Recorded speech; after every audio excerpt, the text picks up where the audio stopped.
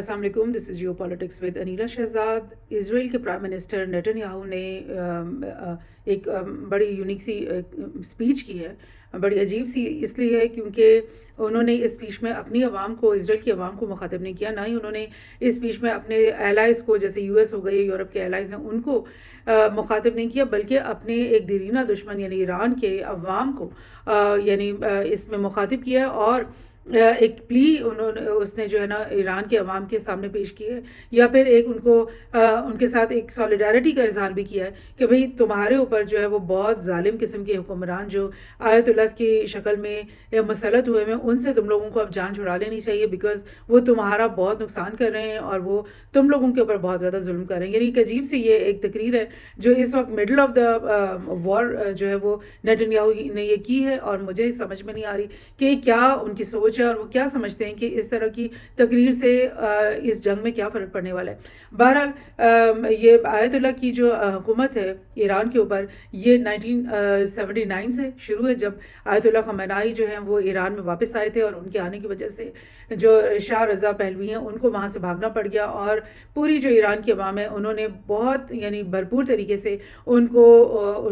मतलब उनको वेलकम किया था और उनको एम्ब्रेस किया, और जो इस्लामिक रेवोल्यूशन वो अपने साथ लेकर के आए उसको एक्सेप्ट किया और उसके साथ वो जुड़ गए। और आज तक इतनी दिहाइयाँ गुजरने के बाद भी ईरान जो है वो उस ही इस्लामिक रेवोल्यूशन के स्पेल के अंदर है, और खमेनी के जाने के बाद भी आयतुल्लाह की जो पार्टी है वही हुक्मरानी कर रही है ईरान के अंदर। और डेफिनेटली जो ईरान के अवाम की मेजॉरिटी है वो अपनी इस हुकूमत के साथ खुश हैं, तभी वो इनको हर दफ़ा वोट भी देते हैं, तभी वो इनके साथ चलते भी हैं, और तभी ऐसा हुआ है कि इनके खिलाफ कोई रेवोल्यूशन या रिवॉल्ट जो है ना वो नहीं सामने आए। अलबत्ता बहुत सारे छोटे छोटे रिवॉल्ट्स उनके खिलाफ आते ही रहे, जिसके बारे में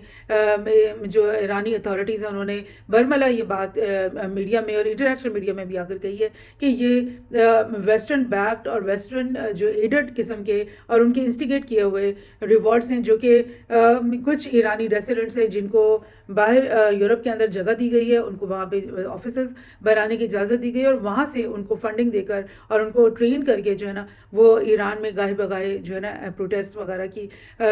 स्कीम्स जो हैं वो चलाई जाती हैं। बहरहाल वो एक अलग कहानी है, लेकिन नेतन्याहू जो है वो क्या समझा रहे हैं अपनी इस तकरीर में, ईरानी लोगों को ये क्या कह रहे हैं कि तुम लोगों के ऊपर ये बहुत जबर हो रहा है, तुम लोगों के साथ बहुत जुल्म हो रहा है, और ये बड़ी फैनेटिक और बड़ी जो है ना वो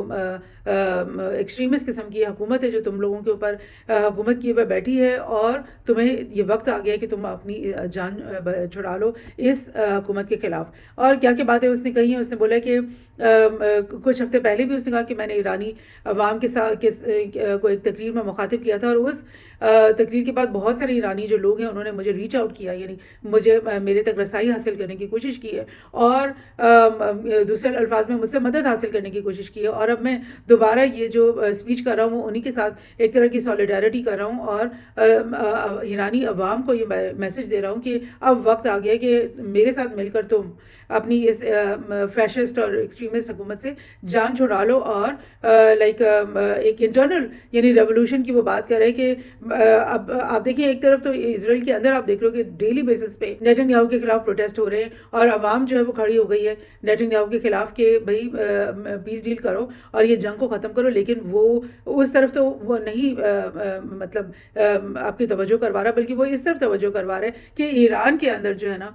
लोगों को खड़े हो जाना चाहिए आयतुल्लाह के खिलाफ। और उसने ये बोला कि जो अक्टूबर में बैलिस्टिक मिसाइल्स का अटैक हुआ है इसराइल के अंदर ईरान की तरफ से, और इसमें 200 से ज़्यादा मिसाइल्स और ड्रोन्स के साथ उन्होंने हमला किया था, तो उसके बारे में उसने ईरान के अवाम को बताया कि $2.3 बिलियन का ये खर्चा हुआ है जो उस दिन के हमले के ऊपर इनको करना पड़ा है ईरानी हुकूमत को, और वो ईरानी लोगों को ये बताना चाह रहे हैं कि ये $2.3 बिलियन जो डॉलर्स हैं ये तुम लोगों की जेबों में से ये आयतुल्लाह ने निकाले और चोरी किए हैं। तुम्हारी यही पैसा जो है तुम्हारी ट्रांसपोर्ट पे, तुम्हारी इकोनॉमी पे, तुम्हारे वेलफेयर पे इस्तेमाल होना चाहिए था, लेकिन उसने उसके बरखिलाफ ये इसराइल के खिलाफ इस्तेमाल किया। सो ये बहुत गलत उसने किया है, उन्होंने किया। और अगर इसी तरह का एक और अटैक वो लॉन्च करते हैं ईरान जो है वो इसराइल के खिलाफ, तो तुम्हारी इकोनॉमी, ईरान की जो इकोनॉमी है वो क्रिपल हो जाएगी। सो अब ये समझ में नहीं आ रहा कि भाई आप उसको इतनी नसीहतें ईरान के अवाम को कर रहे हो। भाई अगर आप वाकई इतने स्ट्रांग हो तो आप जंग कर लो, مطلب مقابلہ کر لو ایران کے ساتھ. اب یہ کیا ایک ویک سا سٹینس اپنا آپ سامنے لے کر آ رہے ہو کہ بھئی یہ تمہیں تباہ کر دے گا تو تم جو ہے نا وہ خمینائیز کے خلاف اٹھ کے کھڑے ہو جاؤ. اور میں آپ کو یاد کرا دوں یہ بات کہ پچھلے کئی سالوں سے اسرائیل جو ہے نا وہ UN کے اندر بھی کھڑے ہو کے اور مختلف اپنی یورپین ایلائی کنٹریز کے اندر جا کر مختلف جو یورپین لیڈرز کو یہ انوائٹ کرتا رہا اس بات کے لیے کہ آپ لوگ مل کر آ کر کے نا میرے ساتھ ملو اور ہم مل کر ایران کے اوپر حملہ کرتے ہیں اور ایران کو ختم کر دیتے ہیں. اب آج وہ اس طرح کی بات کر رہا ہے تو کیا ایران کے عوام جو ہے وہ بھول گئے ہیں وہ ساری ہسٹری؟ کیا ان کو بھول گیا کہ کس طرح سے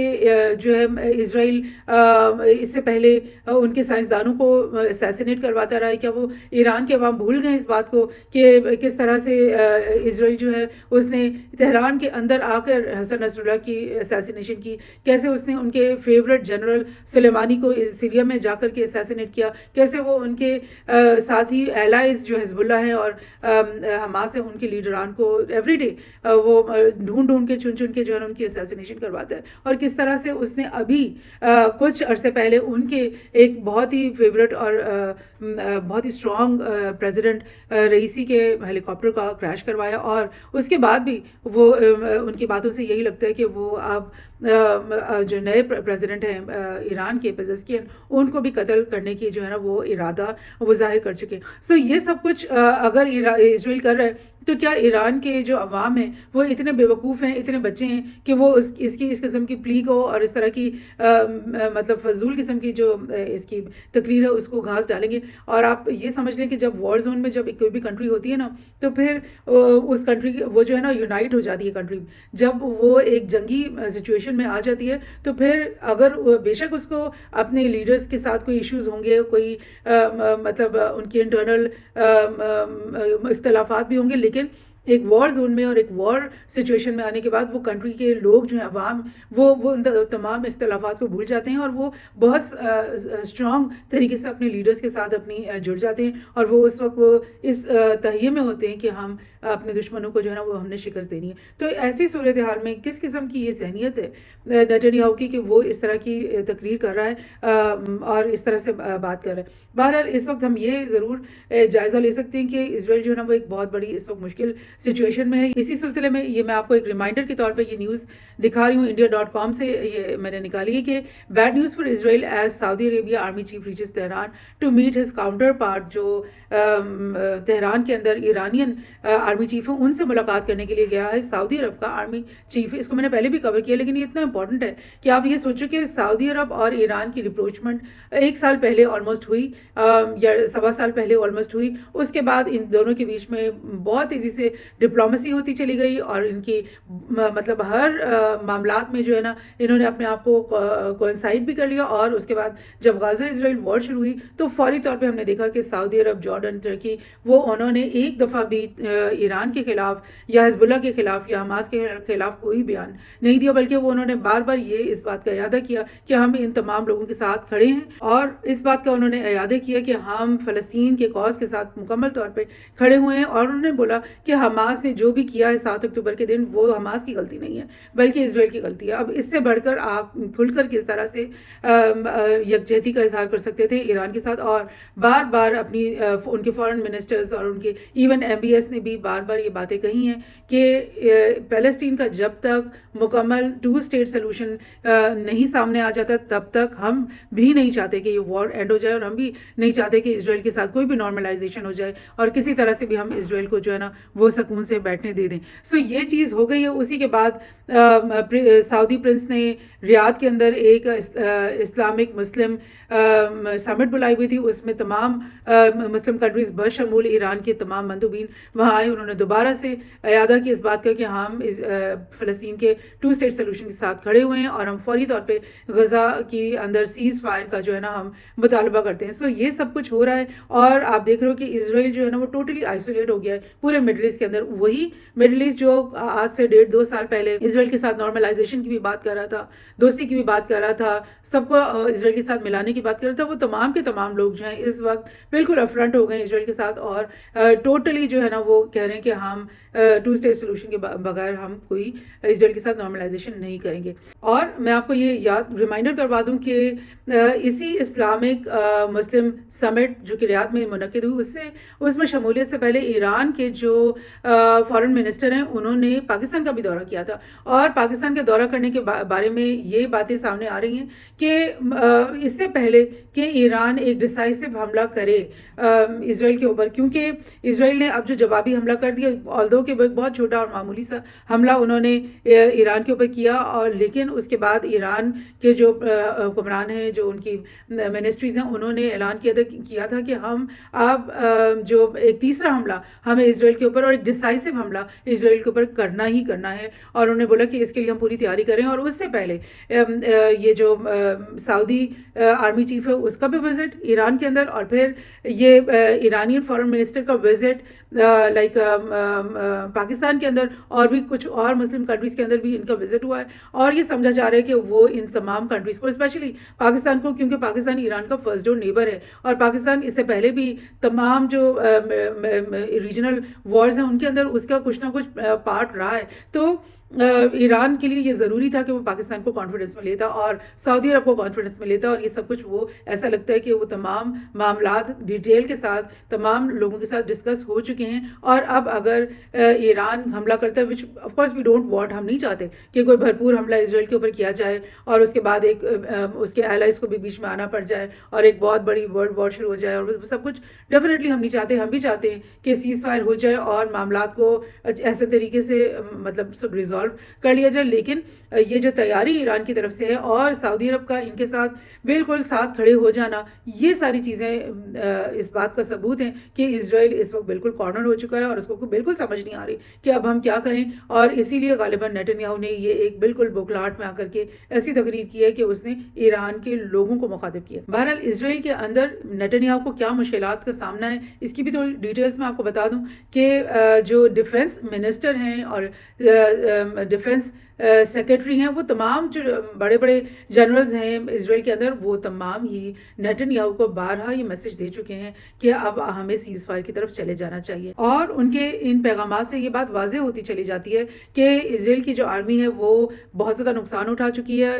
جو سولجرز ہیں وہ تھک چکے ہیں, بہت زیادہ تعداد میں ڈیتھس ہو چکی ہیں, بہت زیادہ تعداد میں انجریز ہو چکی ہیں, اور بہت زیادہ مقدار میں یہ اپنے میزائلز اور اپنی امونیشن استعمال کر چکے ہیں. اور ان کے جو یہ منسٹرز ہیں, یہ آپ کو دکھائی دے رہا ہے گیلانٹ, اور یہ آپ کو یہاں پہ دکھائی دے رہا ہے ہرزی ہلیوی جو کہ چیف آف آرمی اسٹاف ہے ان کا, اور یہ ڈیفنس منسٹر ہے. ان سب نے بار بار ڈفرینٹ موقعوں پہ آ کر کے یہ پیغام نیتن یاہو کو دیا ہے کہ آپ سیز فائر کی طرف چلے جاؤ, اور اب ہم نے جو بھی کرنا تھا وہ ہم نے کر لیا, اس سے آگے ہم کچھ نہیں کر پا رہے. سو یہ چیزیں ہوتی چلی آ رہی ہیں. Israel's army chief push Netanyahu for cease fire amid heavy casualties, یہ نومبر 3 تاریخ کا یہ ایک کٹنگ میں نے آپ کو دکھائی ہے کہ یہ اتنی زیادہ کیجولیٹیز ہو رہی ہیں, آلدو کہ وہ دکھاتے نہیں ہیں, ان کے میڈیا بالکل بھی نہیں بتاتا کہ کتنے ہزار اسرائیلی فوجی جو ہے وہ ہلاک ہو چکے ہیں اور کتنے زخمی ہو چکے ہیں. وہ اس چیز کو بالکل انڈر رپورٹ کرتے ہیں, اور اپنی فگرز ہمیشہ وہ یہی بتانے کی کوشش کرتے ہیں کہ ہمارا تو ایک آدمی زخمی ہوا, ہمارا تو صرف 1 یا 2 لوگ جو ہیں وہ ہلاک ہو گئے, اور ہمیں تو کوئی خاص نقصان نہیں ہوا. لیکن ان سائڈ جو کہ وہ چھپا رہے ہیں وہ بہت بڑی بڑی کیجولیٹیز وہ سفر کر چکے ہیں. اور آپ دیکھیں گے کہ آپ کو جتنی بھی تصاویر دکھائی دیں گے کہ یہ بالکل افسردہ حالت میں, گیلانٹ کی پریشان کن حالت, اور یہ اس نے ہمیشہ بلیک شرٹ پہنی ہوتی ہے اس بات کے لیے, اس بات کو بتانے کے لیے کہ وہ ایک مارننگ میں ہے, ایک افسوس میں ہے, اور وہ تمام جو اسرائیلی فوجی جو ہلاک ہو گئے ان کی فیملیز کے ساتھ وہ جو ہے نا ان کی مارننگ میں شریک ہونے کے لیے یہ بلیک شرٹ وہ مستقل پہنے رکھتا ہے. سو یہ چیز ہوتی رہی ہے, اور اس کے نتیجے میں کیا ہوا کہ بالآخر نیتن یاہو نے جو ہے ڈیفنس منسٹر گیلانٹ کو فائر کر دیا, اور یہ بات 5 نومبر کی ہے. اور 5 نومبر کی, اور اس کو فائر کرنے کے بعد اسرائیل کارٹ جو کہ ایک نیا آدمی ہے اس کو اپنا ڈیفنس منسٹر مقرر کر دیا ہے. اور میں آپ کو بتاؤں کہ گیلانٹ کو فائر کرنے کے فوراً بعد مزید پروٹیسٹ کا سلسلہ شروع ہو گیا اسرائیل کے اندر, اور بہت زیادہ جگہوں پر اسرائیلیوں نے پروٹیسٹ کیا, اور انہوں نے بولا کہ یہ گیلانٹ کو فائر کرنا کوئی اچھی بات نہیں تھی. بہرحال انہوں نے مطالبہ کیا کہ اب جو نئے ڈیفنس منسٹر ہیں کارڈز اسرائیل کارڈز وہ فوری طور پر سیز فائر کی طرف اپنی جو ہے نا آرمی کو لے کر جائے. With in hours thousands of protesters gathered in central Tel Aviv blocking the city's main highway. یہ بھی ہوا. اور اس کے علاوہ یہ بات کہ کارڈز جو ہے اسرائیل کارڈز وہ ایک لانگ ٹائم نیتن یاہو لوائلسٹ ہے اور کیبنٹ منسٹر بھی رہ چکا ہے اور اس کو اپوائنٹ تو اس نے کر دیا نیتن یاہو نے, لیکن عوام کا مطالبہ ابھی بھی یہی ہے کہ کارڈز جو ہے وہ سیز فائر کی طرف بات کو لے کر چلے. اور اس کے بعد کی میں خبر آپ اسی دن کی بلکہ خبر کہ نیتن یاہو نے جس وقت گیلانٹ کو فائر کر دیا تو اسی دن یہ خبریں بھی سامنے آئی کہ وہ آئی ڈی ایف کے مزید جو چیفز ہیں ان کو بھی شاید وہ فائر کرے گا. اور یہ جو آپ کو اس پکچر میں دکھائی دے رہے ہیں ہرزی حویلی ہیں جو کہ اس وقت آئی ڈی ایف کے چیف آف سٹاف ہیں, اور ساتھ میں آپ کو یہ دکھائی دے رہے ہیں شین بیتھ کے سیکیورٹی سروسز ڈائریکٹر رونن بار, اور یہ دونوں جو ہے یہ اپنا ان کی ایک پرانی تصویر ہے. یعنی ہرزی حویلی ابھی بھی اسرائیل کے چیف آف سٹاف. لیکن میں آپ کو یہ بتا رہی ہوں کہ 5 تاریخ کو آج سے یعنی ہفتہ ڈیڑھ پہلے یہ باتیں یہ چمک گوئیاں میڈیا میں ہو گئی تھیں کہ شاید نیتن یاہو ان دونوں کو بھی فائر کرنے والا ہے. تو پھر آپ یہ دیکھو کہ کتنی اسٹرانگ ہے اس وقت اسرائیل کی آرمی. اور جب وار کی سچویشن ہوتی ہے تو مڈل آف دا وار میں تو ویسے بھی اگر ایون آپ کے اختلافات بھی ہوں اپنے جنرلز کے ساتھ پھر بھی آپ ان کو وار کی سچویشن میں فائر نہیں کرتے. وار کی سچویشن میں اگر آپ بڑے بڑے چینجز کرتے ہو تو اس سے صاف ایک میسج جاتا ہے آپ کی عوام کو بھی اور دنیا بھر کو بھی کہ آپ کی آرمی اس وقت بہت زیادہ بڑی کرائسس میں سے گزر رہی ہے اور بڑی ایشوز میں سے گزر رہی ہے اور جنگ جو ہے وہ ہارنے کی طرف کو وہ جا رہی ہے, جس کی وجہ سے ان کو اتنے بڑے بڑے چینجز کرنے پڑ رہے ہیں. لیکن بہرحال اس بات سے یہ بھی بات ظاہر ہوتی ہے کہ تمام جو عوام ہے اسرائیل کی وہ بھی جنگ کو ختم ہوتا ہوا دیکھنا چاہ رہے ہیں. جو پوری ان کے آئی ڈی ایف فورسز ہیں, جنرلز ہیں, سیکیورٹی کے لوگ ہیں, وہ بھی تمام سیز فائر کی باتیں کر رہے ہیں. صرف ایک نیتن یاہو اکیلا ہے جو کہ ایک فنیٹک ہے, ایک ایکسٹریمسٹ ہے اور وہ ایک لیگیسی بنانا چاہتا ہے کہ پتہ نہیں میں گریٹر اسرائیل بنا لوں گا یا میں اپنے تمام دشمنوں کو ایک ایک کر کے اڑا دوں گا, جبکہ وہ ایک چھوٹا سا اسرائیل کا پریزیڈنٹ ہے جو کہ بہت ہی ورلڈ نمبر ہے, اس کو ابھی سب کچھ دکھائی نہیں دے رہا اور وہ ایک اپنی فنیٹک اور پاگل پن میں جو ہے اس جنگ کو بڑھاتے چلے جا رہا ہے. سو کیا ہونے والا آنے والے دنوں میں اگر وار بڑھتی ہے, ایکسٹینڈ ہوتی ہے, اسپیل آؤٹ ہوتی ہے, پورے ریجن کو اپنی لپیٹ میں لیتی ہے تو ڈیفینیٹلی تمام مسلم کنٹریز کے لیے بہت مشکل وقت آ جائے گا. لیکن وہ سب کچھ ٹھیک ہے ہم سمجھتے ہیں, لیکن اسرائیل بھی تو نیست و نابود ہو جائے گا. اسرائیل کو تو وہ تو ایک دن کی مار ہے ایرانی میزائلز کی, ایک دن کی یا 2 دن کی مار ہے جس میں وہ پورے تمام سٹیز تمام جو ان کے بلڈنگز ہیں انفراسٹرکچر وہ نیست و نابود کر سکتا ہے ایران, صرف اکیلے ایران. آپ جبکہ سعودی عرب کے پاس بھی ایک اسٹیٹ آف آرٹ اس وقت آرمی اور ایئر فورس ہے, اس وقت ایجپٹ کے پاس بھی ملٹری اور ٹینکس اور جہازوں کی کوئی کمی نہیں ہے, نہ ہی جارڈن کے پاس کمی ہے, نہ ہی مختلف اور گلف کنٹریز کے پاس ایمونیشنز کی اور جہازوں کی اور اپنی آرمی کی کوئی کمی ہے اس وقت.